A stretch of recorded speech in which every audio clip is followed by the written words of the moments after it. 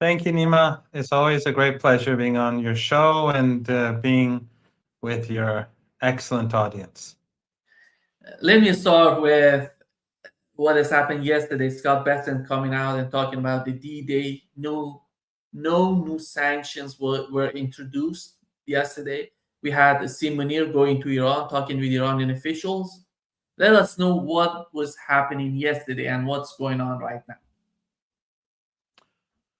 Well, I looked up in the sky all day and I was waiting for paratroopers to land and ships to take over, come and land troops, bring in troops to take the coast and move towards the capital. And then we'd all be waving the American flag, but didn't happen. So uh, we're back to normal. What really happened, Nima, is that the United States humiliated itself. I mean, there's no doubt that the United States will try to put pressure on neighboring countries, and they are doing that. Countries, well, I don't want to name them, but they want to put pressure on Iran, and they're putting pressure on neighboring countries and friendly countries. But whatever it is that they're trying to do, obviously, it is not at all in line with the claims that they made. Going to happen, and how Iran is going to collapse and fall apart is that obviously didn't what he said yesterday was not in line with the claims that they made for the last couple of weeks, and that itself weakens the United States, because that aura of power, that that sense of power that the United States has created for itself, when it falls apart, it weakens the country. So when the United States attacked Iran, people across the world expected Iran to collapse, but Iran was steadfast. Not only did it survive, it won the war. So now the US military is seen as weak and ineffective. So the United States, even though Iran has been under maximum pressure sanctions for decades, now that Trump came forward and said, we're going to demolish them, and Bessent said, we're going to crush them, and then he comes out and said, and it was clear that there wasn't much he could do, but still the expectation among people across the world was that maybe he could pull a rabbit out of a hat. Maybe there's some secret ingredients that he could put together and bring an end to Iran. But when they saw that it was basically a continuation of what the sanctions that already exist, and of course, as I said, they're going to put added pressure and try to create more difficulty for Iran. But still, it's not going to be a game changer by any means. And so the result is that people across the world are going to say, wow, the Iranians withstood their military. The Iranians withstood everything that the Americans could throw at them, militarily speaking. And now they've been able to withstand everything that the Americans can throw at them economically. That diminishes the United States. So while I think that in the weeks ahead, there will be some challenges for Iran, but not the sort of challenges that Trump and Bessent and others were trying to pretend were going to be created. So I think it was a foolish move. Just like the war was foolish, this is foolish. And the Iranians are going to intensify their pressure. We discussed this before. General Rezai, his appointment as the chair of the Supreme National Security Council sends a strong message that Iran is going to be tougher with the United States. It hits, Iran will hit back harder. Iran has been doing this over the past 6 months. We saw it on the battlefield. But I think what we're going to be seeing from now on is going to be even more tough. Iran is going to show even a greater assertiveness in its posture towards the United States and towards U.S. allies. So if the United States harms Iran, Iran is going to harm the United States, and the Iranians are going to harm U.S. allies. And because all of these countries in the region that cooperated with the United States, they're complicit in this war. They have been acting as Iran's enemies. And if they continue to participate, especially in this economic warfare, they will be treated as Iran's enemies. So the Emirates should be very careful. The Qatari regime should be very careful, and so on. But in any case, the trip by the Pakistani delegation was positive, from my understanding. And the Iranians were very clear that with regards to the United States, the United States has to fulfill its obligations. Iran is not seeking to overplay its hand. Iran is not going to overplay its hand. But Iran has a very strong hand, to use Western terminology. I don't play poker or anything like that, but we saw Dr. Bagwai just the other day say that we are now good. We were good chess players, and now we're good at poker too, and we combine them. I don't know much about poker. I don't know anything about poker, but Iran has a very strong hand. Iran won't overplay it, but it has a lot to do. It has a lot of things that it can do. What Iran wants is the full implementation of the MOU, as Iran interprets it. As Iran interprets it. In other words, we discussed this before. In Article 1, Lebanon and the other fronts, now the Iranians are very clear about what that means, those other fronts. I've been saying it on your show from day one, when the MOU was signed, that Iran means Gaza, it means Palestine.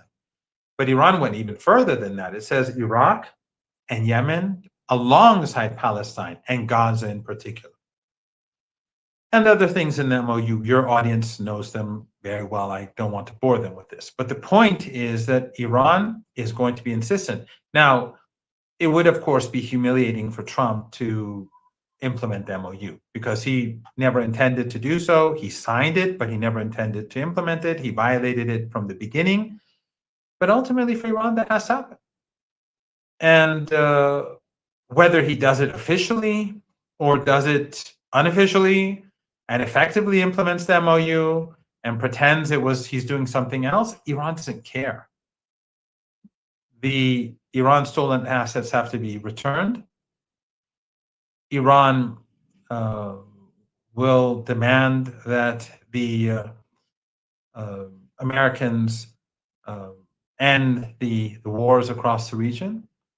The war has to come to an end, and so on. All of these things have to happen. All the things in the MOU have to happen for normalization to take place. And Iran is not going to accept promises. So the ball is in Trump's court. And the Iranians know that the midterm elections are 2.5 months away. And that every day that goes circumstances where the bond market is volatile, where the Japanese currency is under pressure, where the trends in US public opinion are turning away from Trump. Every day that goes by and this war continues, it's bad news for Trump. Iran knows this. So Iran would obviously use that to its advantage. And Trump can't do anything about it. There's nothing he can do. So the only way forward for Trump is to implement the deal. He doesn't have to do it in name, but he can do it, and he can pretend that he won the war, or he can say that, the Iranians promised him the world, and that's why he's going to end the siege, and that's why he's going to hand over Iranian assets, because stealing assets is not good for the US dollar, or whatever. He got what he wanted from you. He can say whatever he wants and pretend that he is the great leader of the United States. But Iran will have to see US forces pull out. Iran will have to see the Israeli regime pull out of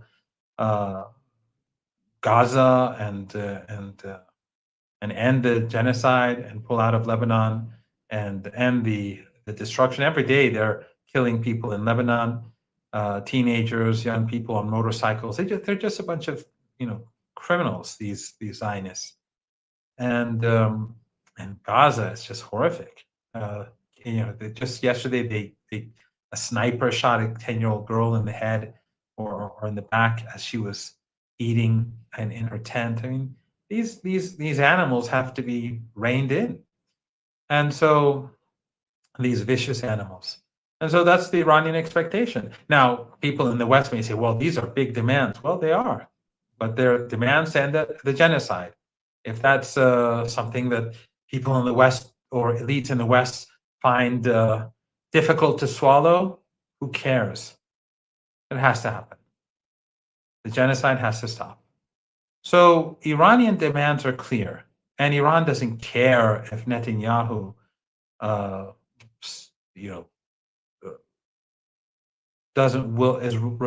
refuse to do it. That's not our problem. You want the Strait of Hormuz open? You want to go back to normal life? Stop killing kids. It's pretty easy. Again, as I said, for Western elites, that's unacceptable. The Israelis should be allowed to kill kids. Why shouldn't they?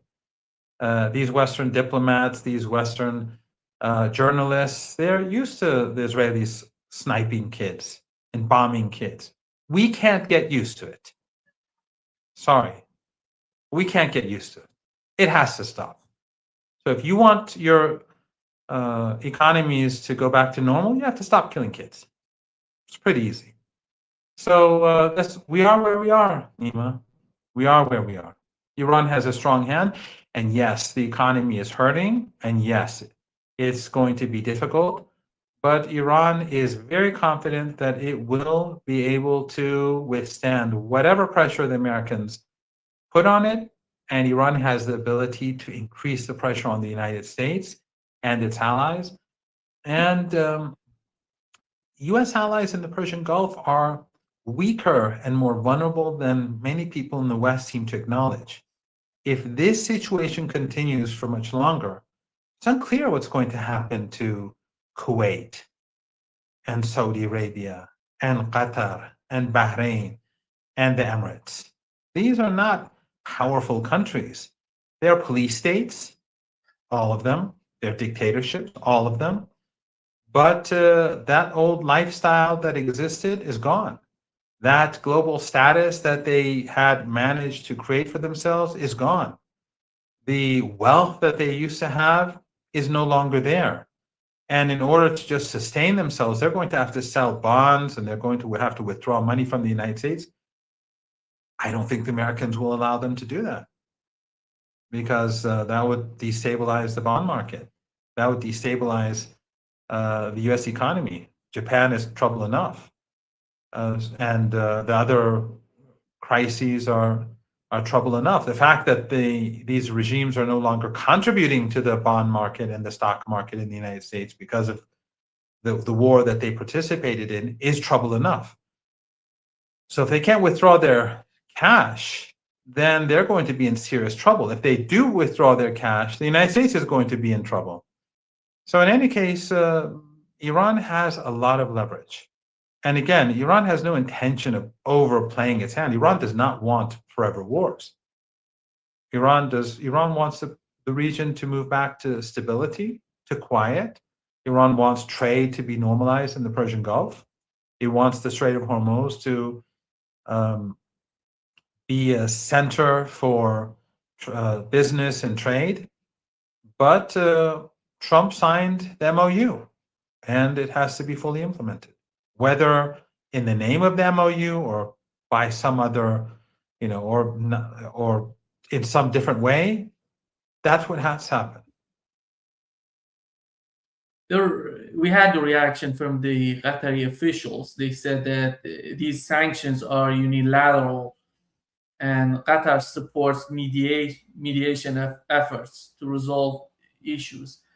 And I think it's so important on the part of Qatar to come out and talk in this way. Do you think Qatar would somehow, after all, you mentioned all of these GCC countries, which one is totally cooperating so far with the United States? Is that UAE? Is that Saudi Arabia? Is that Qatar? Despite having commenting that they're favoring, some sort of mediation efforts instead of going to economic war, because then nobody would benefit from the economic war on Iran. And we know the case of the Strait of Hormuz. And how do you Well, see the situation? Qatar was one of the countries that helped the United States create that corridor that led to the revival of the war. Qatar helped undermine the MOU. Like the others, well, Qatar played its part in reviving the war. And as you and I speak, there are US planes in Qatar, including refueling planes. Why are they there? So that if the United States wants to restart the bombing or the Israeli regime, those Israeli jets and American jets would be refueled by these planes. So Qatar is prepared to help kill more Iranians. And those planes will be using Qatari jet fuel. And the bases are paid for by Qatar. The same is true elsewhere. Since you named Qatar, I'm just saying this. All of them are part of this war effort. So if they really want to see the view in Tehran change, they know what they have to do, but they can't pretend that we are ignorant. So Al Jazeera and Al Arabi and all these other media outlets and all these people that are funded by Qatar, and Qatar funds a lot of people in Turkey, in Europe, in the West, in the Arab world. They own media, they fund media, they own centers, they fund centers, religious centers, Wahhabi centers, Salafi centers. Qatar, it can propagate whatever narrative it wants. Iran doesn't care. The facts on the ground have to change. Just as I said with Trump, Trump can pretend that he is not implementing the MOU, or he can pretend that Iran gave these secret concessions and then that's why he's going to implement the MOU. It doesn't matter to us. He can say what he wants. What is important is that he carries out his obligations. What is important is that Qatar, Saudi Arabia, the Emirates, Bahrain, Kuwait, Oman, Jordan, that they refrain from assisting the Israeli regime in the United States. From our perspective, they are all, not from our perspective, objectively speaking, they are all in the Netanyahu-Trump camp. They may not like being there. They may be in that camp because they are under duress. It doesn't matter to us. It's like someone, being a member of a gang and they kill people, and then one of them says, I was forced to do it. Doesn't matter. You were there, you're part of the aggression, you helped kill people, you're an enemy. So if they want to bring about real change, they know that it has to be reflected in their actions, not some foreign ministry statement. That's not enough. Do you think is Iran and Pakistan moving towards some sort of security agreement because of the border, because of Baluchistan? And it's not just about the border, it's about how the war has changed the relationship between Iran and Pakistan somehow. And how is that, if that's the case, is that going to bring a new understanding to both countries?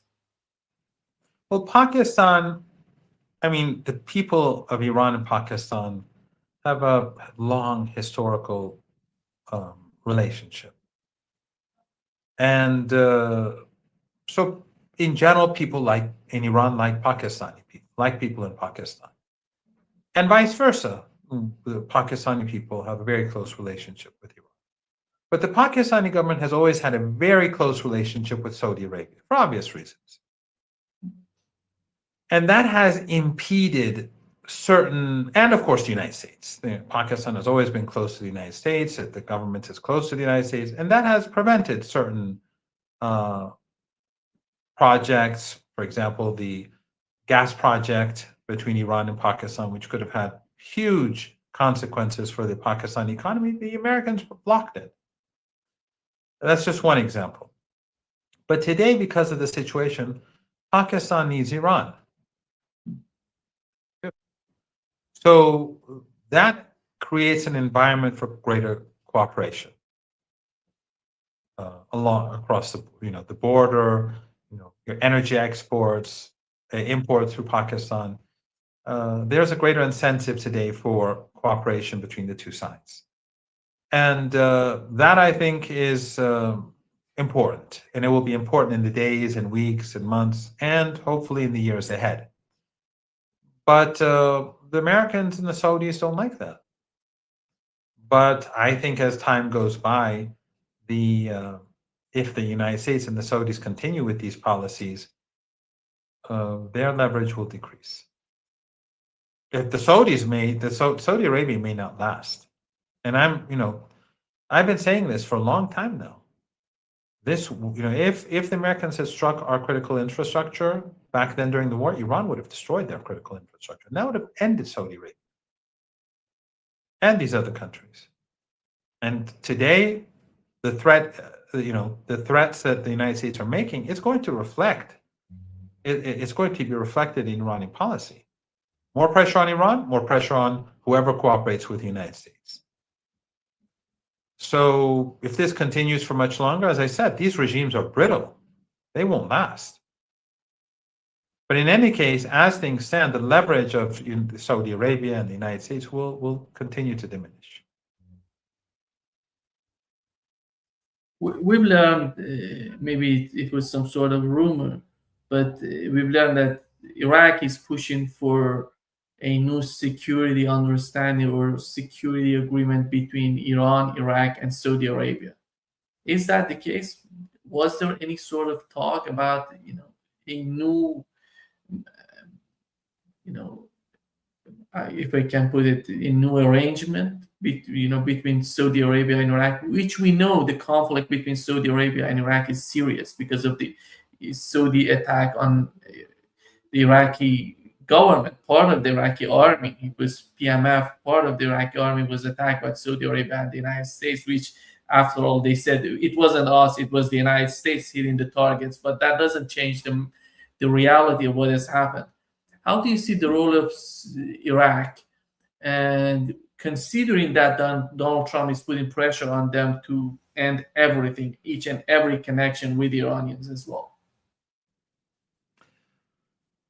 Well, remember, General Soleimani was murdered when he went to Iraq, and he was on his way to see the Prime Minister, Dr. Adel Abdul Mahdi, who had received a message from Saudi Arabia. And the Americans, and of course Netanyahu, and Trump, the idiot, Netanyahu's useful idiot, he murdered General Soleimani, and Mr. Adel Abdul Mahdi, the head of the Iraqi resistance against ISIS, and their companions, he murdered them on behalf, at the behest of the Israeli regime, because Netanyahu wanted. Again, it just shows how foolish Trump is. But he was there to ease tensions with Saudi Arabia. So Iran wants better relations with Saudi Arabia, and Iraq can play that part. However, there are U.S. planes on Saudi territory. And the United States is increasing pressure on Iran, and the Saudis are assisting the United States. So that has to be resolved. If it isn't, Saudi Arabia, its exports will go to zero. Its oil exports will go to zero. So if the United States succeeds in trying to, let's not say succeed, it won't succeed, but if it is able to put more pressure on Iran, Iran will put more pressure on U.S. assets in the region. That includes Saudi Arabia. That includes all Saudi oil exports. Iran will go to zero. So there's no way of escaping this reality. Whether they invite Iran to join a coalition, or there's a triangle, the Saudi, Turkish, Pakistani agreement, or whether it is some Saudi Iran agreement, that is not going to stop Iran from putting pressure on Saudi Arabia if it continues to cooperate with the United States against Iran. So Saudi Arabia has to find a solution to its problems. Going to Turkey and to Pakistan and then to Iraq, that's not going to solve the problem. It has to stop being an agent or a proxy of the United States. At least when it comes to Iran, it can give the United States all sort, its oil wealth. It can do whatever it wants to maintain its power, the ruling family. That's not Iran's concern. It can do whatever business it wants. It can sell. It can give Aramco to the United States as a gift. That's not our business. It has to stop being a threat and helping the United States threaten Iran. That has to end. And of course, Yemen and Iraq, wherever. Who's going to be able to resolve the issue between Yemen and Saudi Arabia other than Iran? Saudi Arabia. Iran, from the very beginning, during the genocidal war that the Saudis and the Emiratis carried out with the support of all these countries and the West, it was a war of genocide like Gaza. But no one, Al Jazeera didn't bother to support them.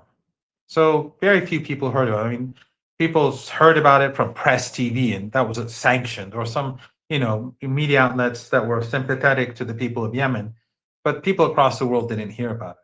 There was silence. So the world was silent as the genocide was happening, starvation, slaughter, murder.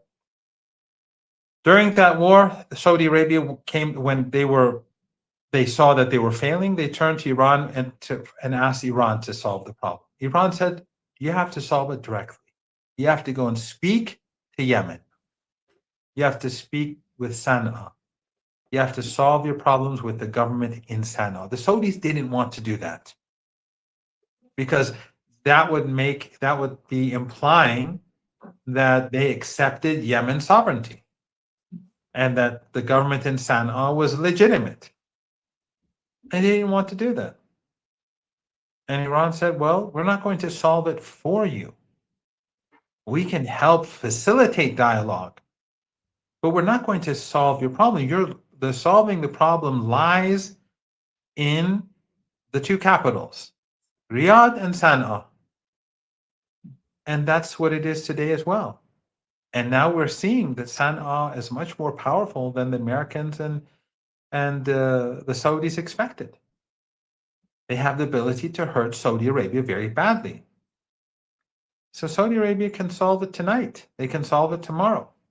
Just like Trump can solve his problems with Iran tonight or tomorrow. Is he going to do it? No. Will Saudi Arabia do it? We don't see evidence of it. But at the end of the day, the only way to solve the problem with Yemen is by talking to the government in Yemen and ending the siege. This is a barbaric siege that they've imposed on Yemen. And the West won't tell you about it. Al Jazeera won't tell you about it. Al Arabiya won't tell you about it. But this siege has been ongoing and it's directed at ordinary people in Yemen, just like the US siege on Iran. But the US cannot undermine Iran, and the Saudis cannot undermine Yemen. And what is happening is that both Saudi Arabia and the United States are being weakened as a result. Do they want to prevent catastrophe for themselves?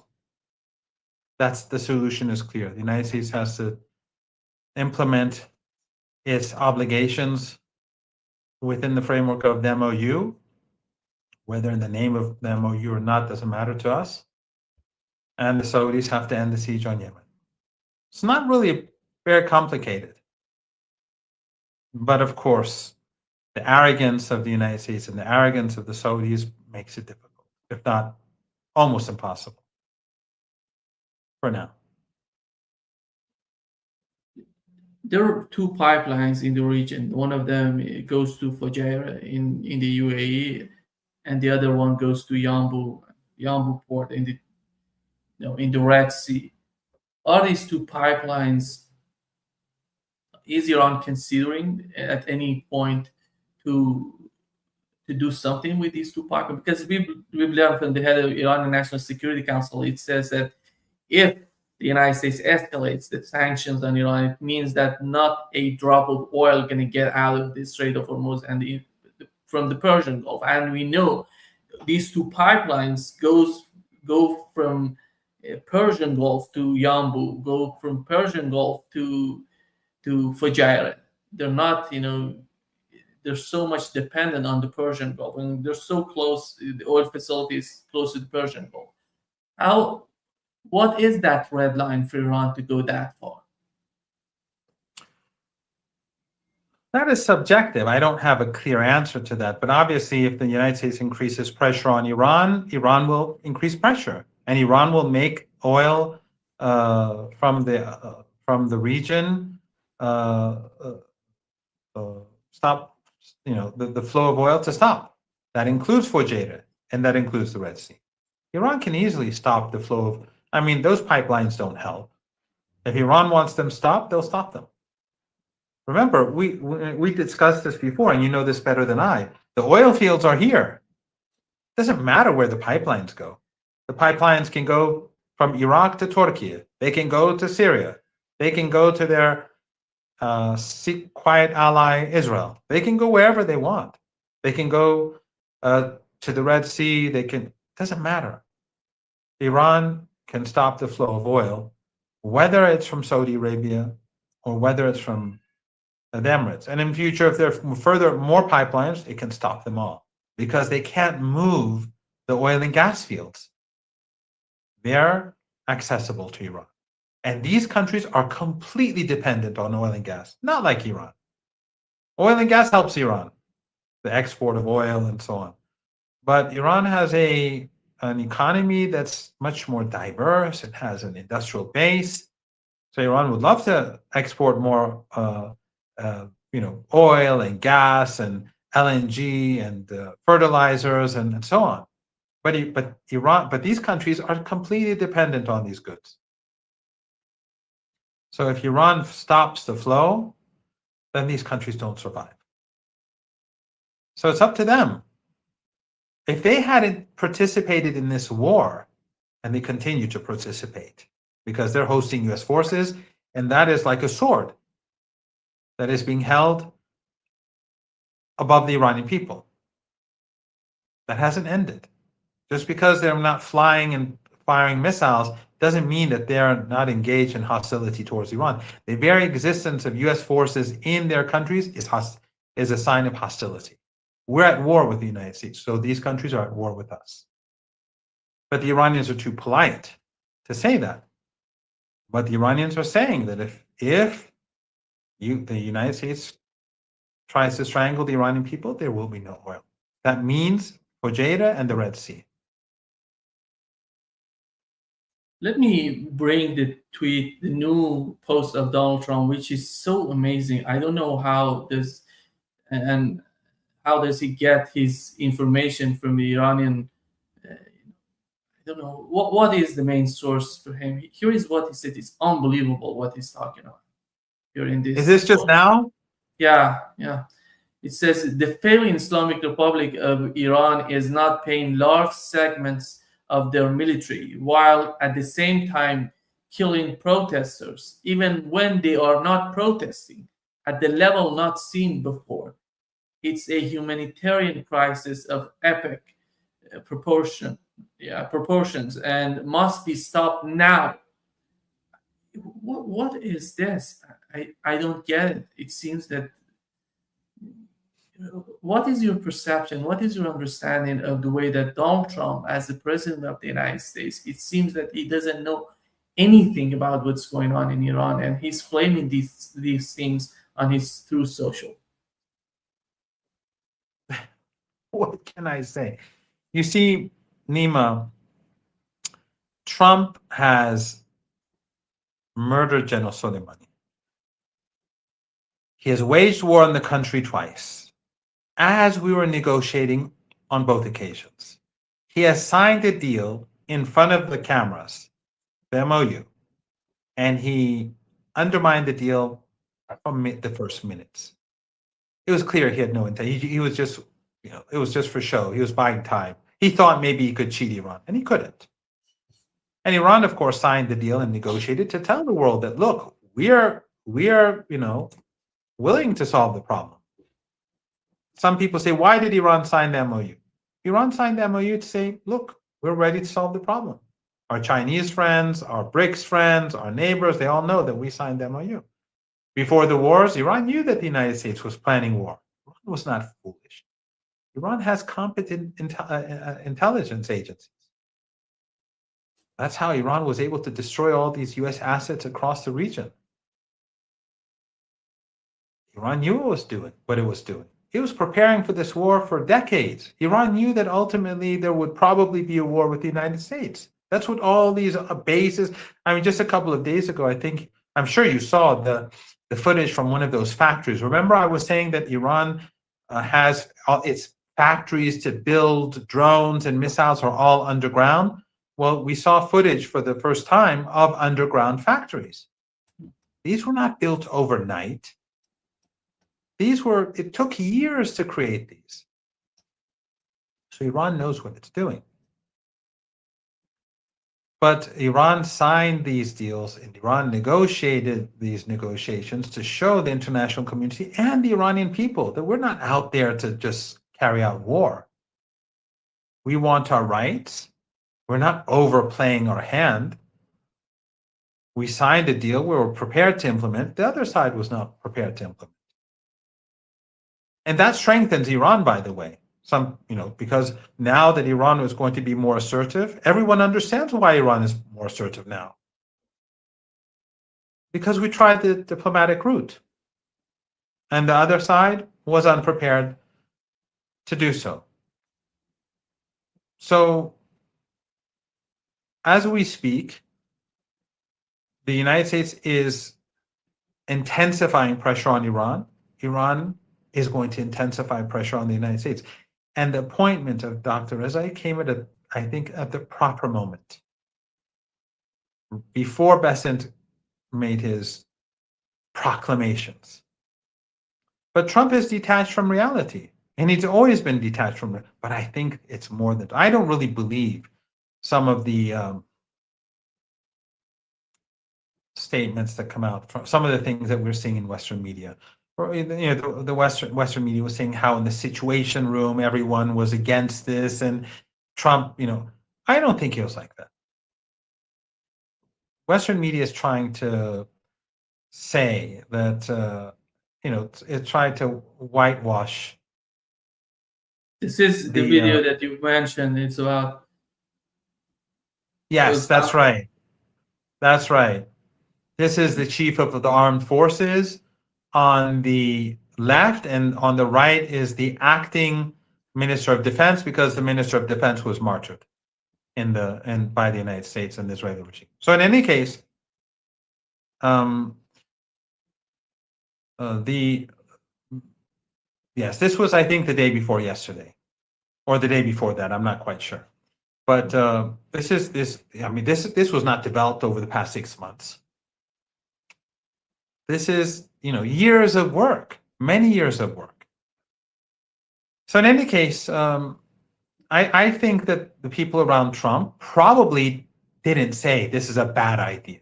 I think they probably said, oh, it may not work. It's possible that it will be much more difficult than what Netanyahu and Mossad are saying.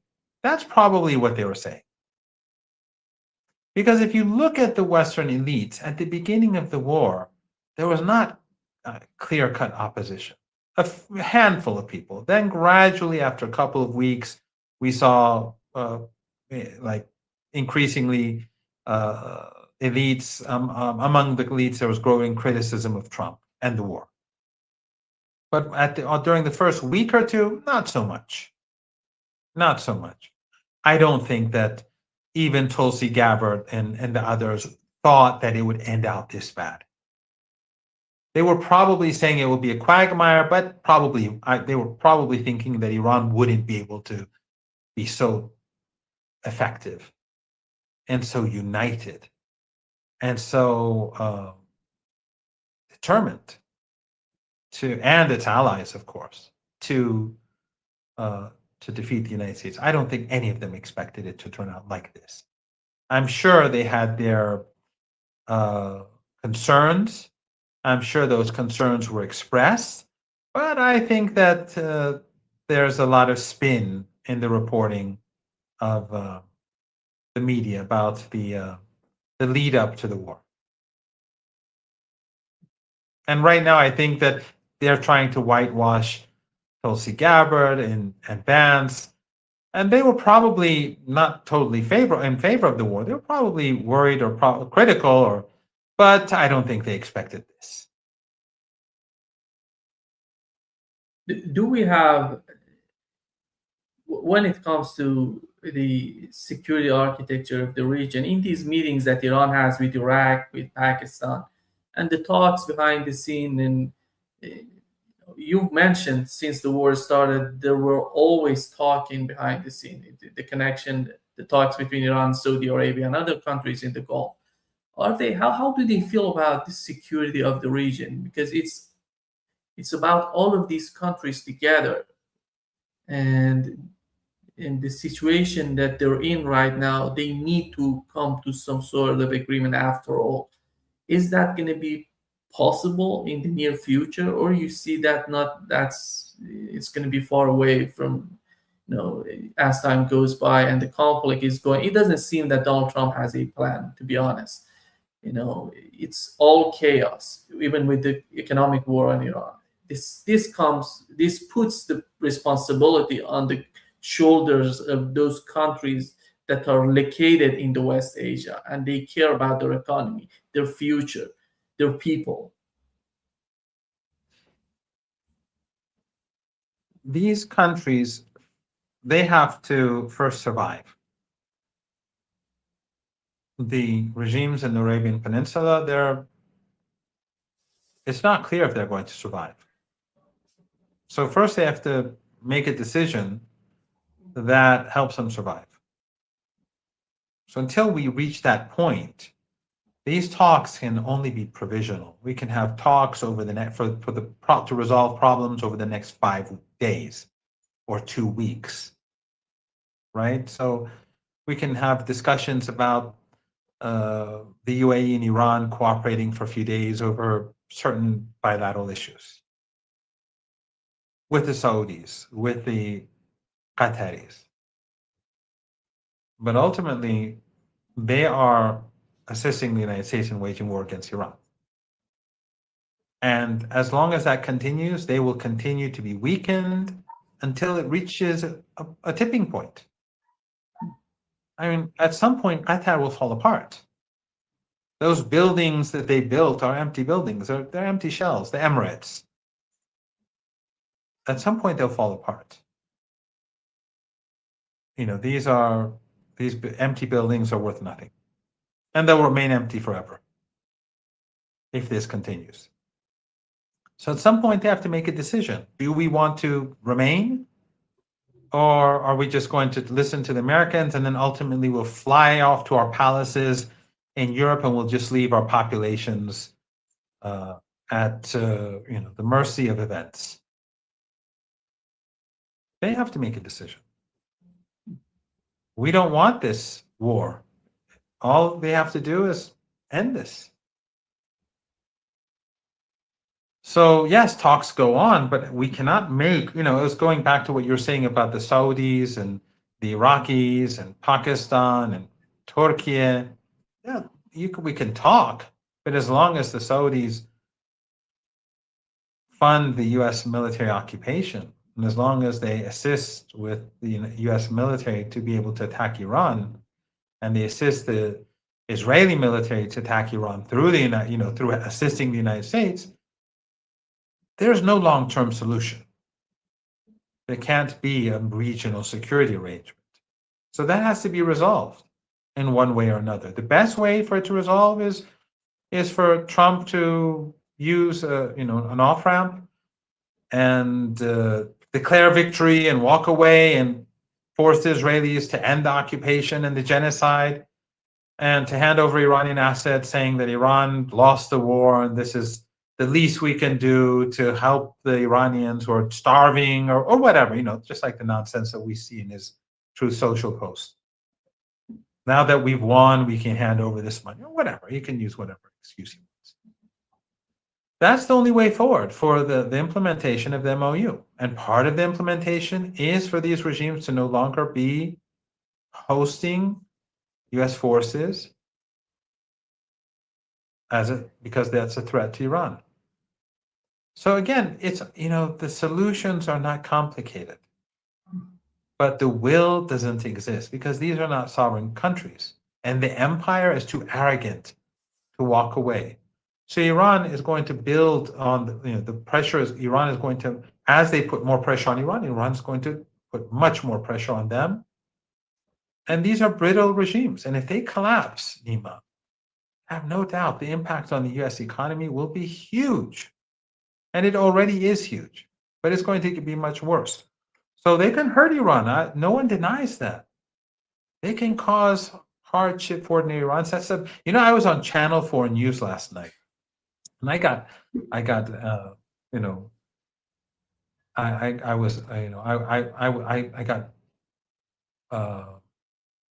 upset when I saw the introductory piece before the interview.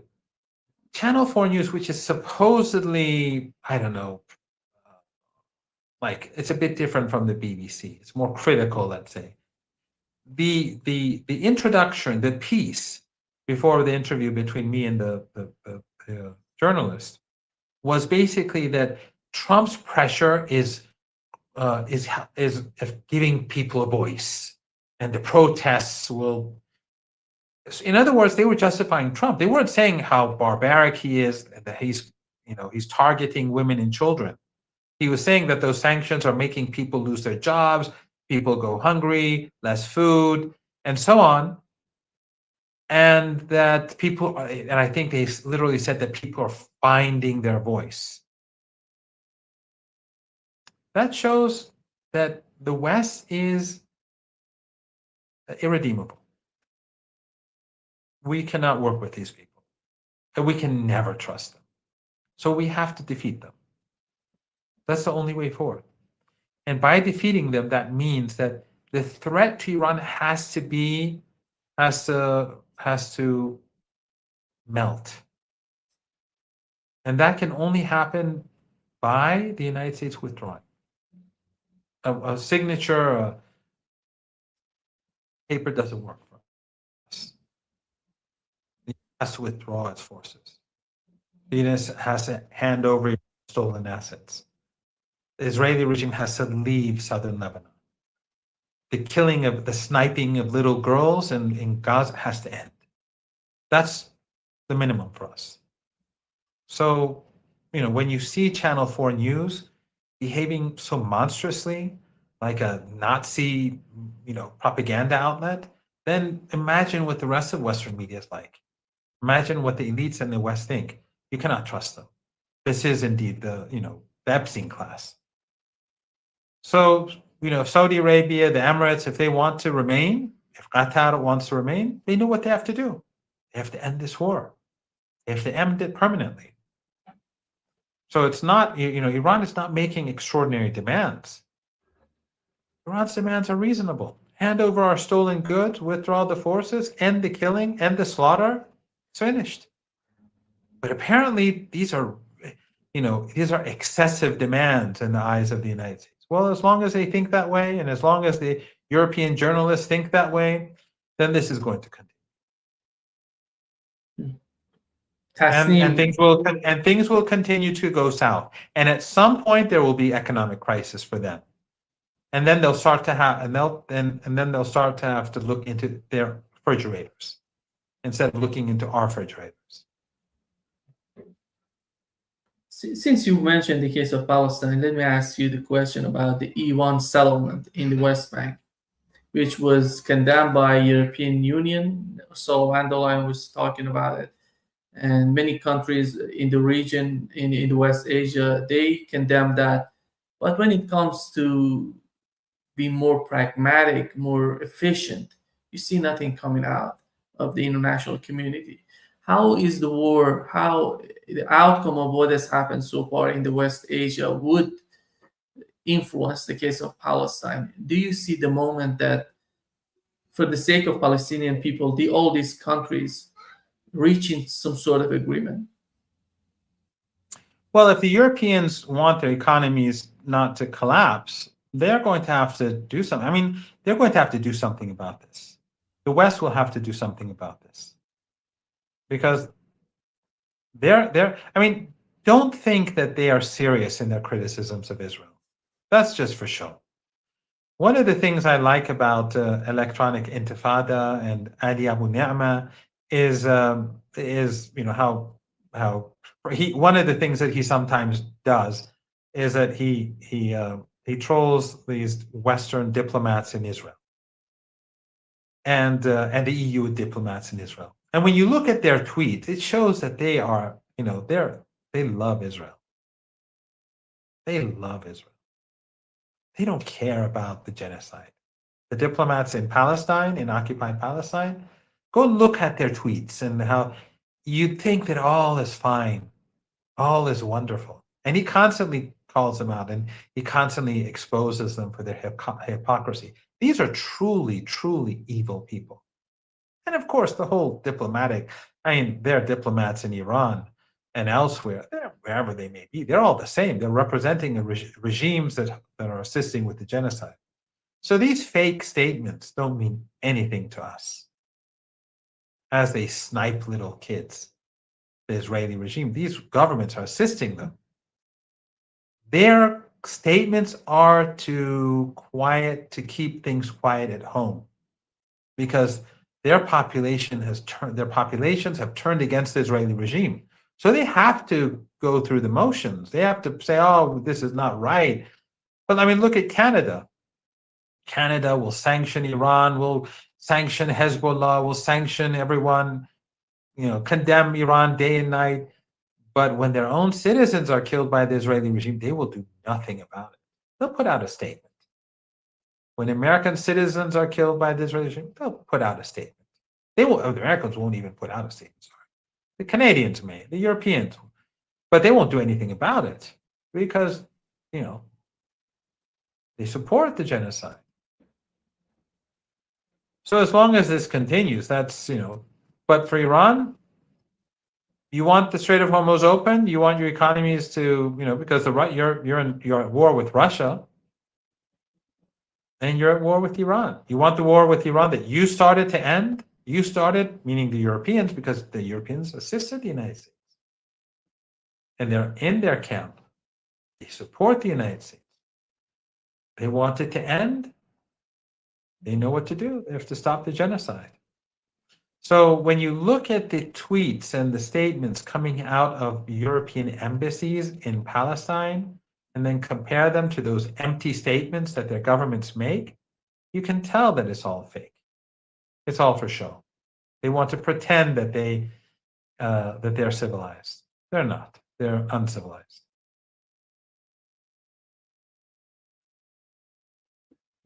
Thank you. Thank you so much, Professor Marandi, for being with us today. Great pleasure, as always. It's always a great pleasure being on your show, Nima. And I just want to remind your viewers to always keep Gaza, the cause, alive, to remind people what's going on. Sometimes it gets very difficult just seeing, when I wake up in the morning, I dread checking my Twitter account. I don't like it because I know as soon as I check, I'm going to see more images of dead kids, dead teenagers, dead women every day for 3 years now. It's every day you just dread. I'm like this in the morning. I wake up, do things, and then after, I get things sorted out, do what I have to do. Then I go to my Twitter account, and I just say, I don't want to see this. I just don't want to see it. And then when you see it, it turns out to be exactly what you're expecting. More dead kids, more airstrikes, more slaughter, more murder. and more Western support for this genocide. So we have to keep, all your viewers, they have to be active.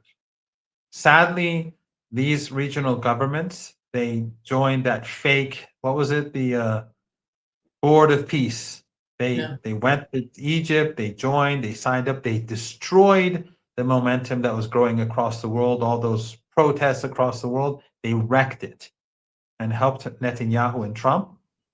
And they did nothing during this period as the genocide continued, and of course in Lebanon too.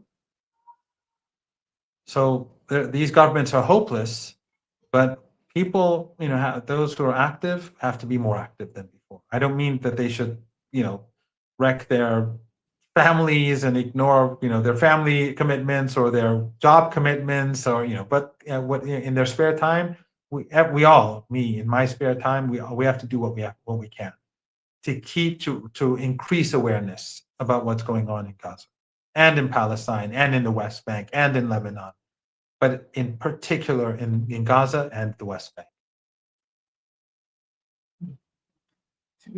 I don't know. You heard about the kites in Israel. They're talking about these kids in Palestine. They're using kites and they're going. Here is the clip of one of those kids just tearing apart the kites he made. Yeah, I saw that. Yeah, show it. Yeah.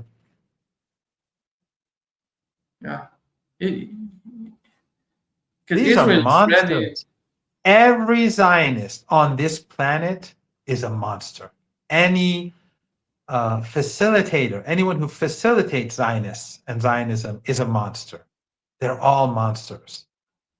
It's clear as day. They're monsters from top to bottom, whether they're openly a Zionist or they facilitate Zionism, they're monsters. It's tragic what's going on. Thank you, Professor Marandi, for being with us today. Great pleasure. Despite we're not talking about good things every time, but it's a great pleasure to talk with you. It's an honor, Nima. Thank you.